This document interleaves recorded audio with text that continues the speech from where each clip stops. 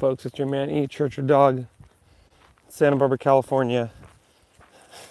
Here I'm out with Henry and his mother, Taya. We're on our little morning walk, trying to get up early and do this morning walk, evening walk routine. But I wanted to talk real quickly about a video I saw the other day with Osho talking. For a lot of people don't know, they see this video of Osho and they think this guy is just some crazy guy who did too many drugs, but he actually really knew a lot about Indian philosophical traditions. He was very fluent in Sanskrit, multiple languages, and actually he did some of the best translations available into English of certain texts. But one thing that he said which really caught my attention, which I really liked, he said the nature of enlightenment is to be misunderstood. And I thought about it for a second and I said, oh my God, this explains everything. Well, it doesn't really explain everything, but it explains a lot. That somebody's coming on the trail. When we have some sort of deep experience, some sort of deep realization, it's deep. We have these moments, we experience wisdom or realization beyond words. And then, because of being a human being and using words to communicate, we want to share this experience with other people using our words. But the very thing that made this experience so deep was that it brought us to that place that's beyond words.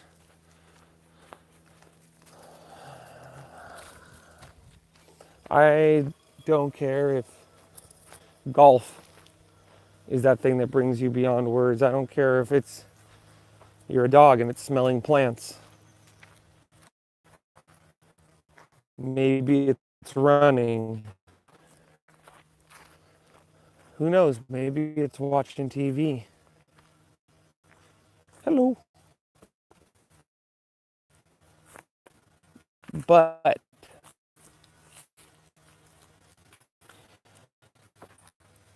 that's the thing.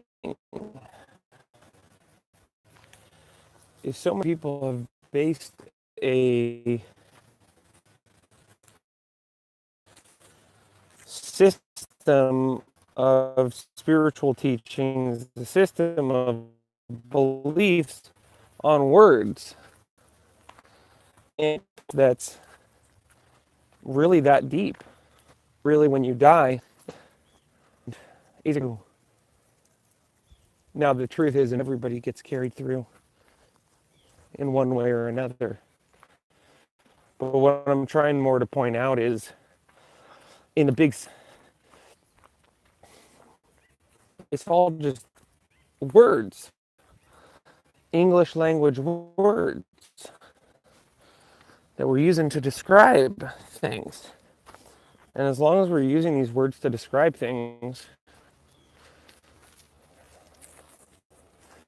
like I said, they're probably going to create as many problems as they do solutions. I know so many people that are so wise, they're so enlightened.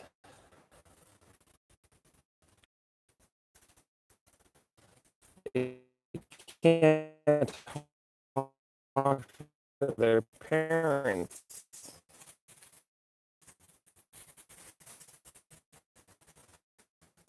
They can't live in certain towns. The deepest moments I've heard was an experience with a word. It took me to some place that was beyond what I knew before, but for the most part, the words can get you to that place. But that place is always a place that's beyond the words. But I just think it's so sad right now in our culture today, people forget this. And we have all these people, agreeing upon what it means to be enlightened and having big festivals and big gatherings, and they all sit there and they go, oh, we're so enlightened. Oh, we've all figured this out. And it's just going to sound crazy, but if you can really connect with somebody about your enlightenment and use words to describe it, I don't think that's it. I think so many people are just scratching the surface and they're thinking that they've dove into 1,000 feet. I think so many people have just tasted the water and they're thinking that they're filled with it. Enlightenment's not about being any certain way. It's not about feeling any certain way. It's not about feeling good.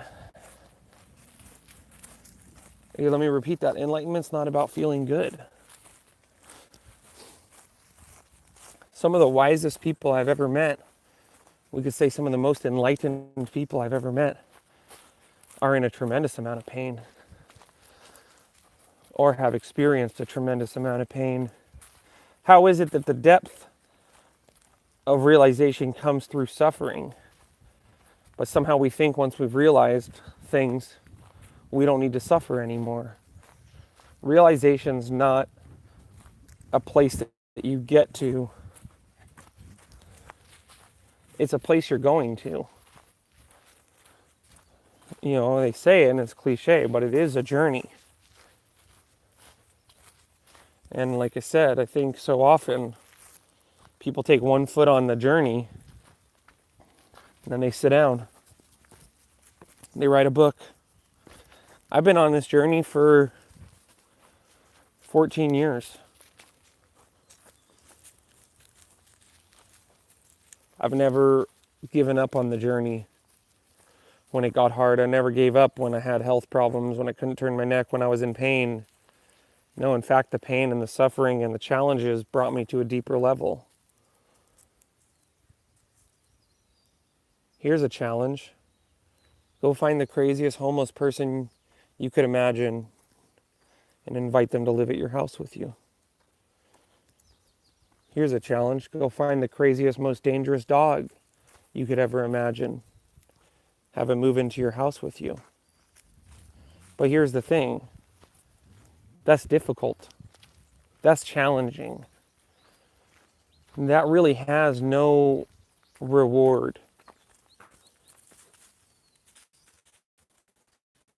And a lot of people say, well, you know, the path of being good and helping, it is rewarding.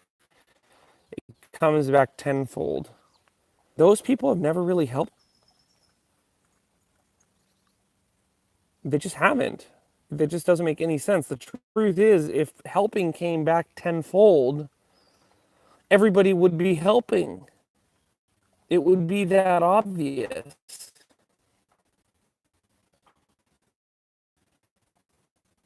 Now,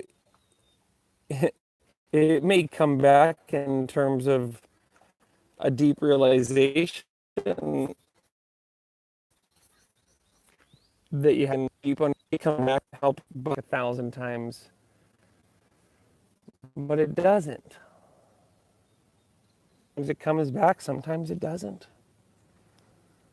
And that's like saying, oh, every time somebody does something bad, don't worry, they're going to get what they deserve. Sometimes they do. Sometimes they don't. I'm sure there's people out there who have done terrible things. But here's the thing, and this is just my own personal opinion.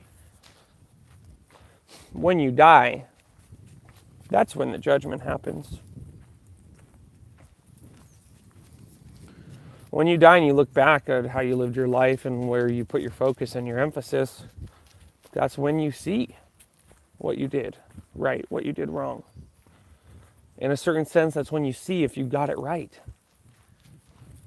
And maybe I have, maybe I haven't, but I think sometimes I got it wrong. I think sometimes I got it very wrong.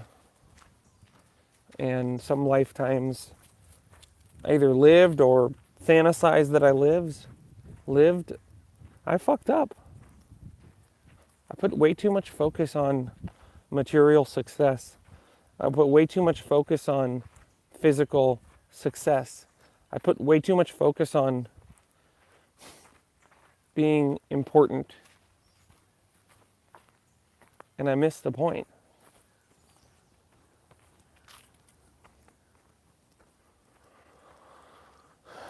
And anybody who can tell you that they know what the point is, they're lying. I think people could use words to describe a point. Words that will... Henry, come on. That's just a guy, come on. Could use words that'll describe things, point you in a direction. But it's always going to be just words. Hello. Morning. So, we really need to stop using these words and thinking that they are enlightenment, because they're not. They're just words.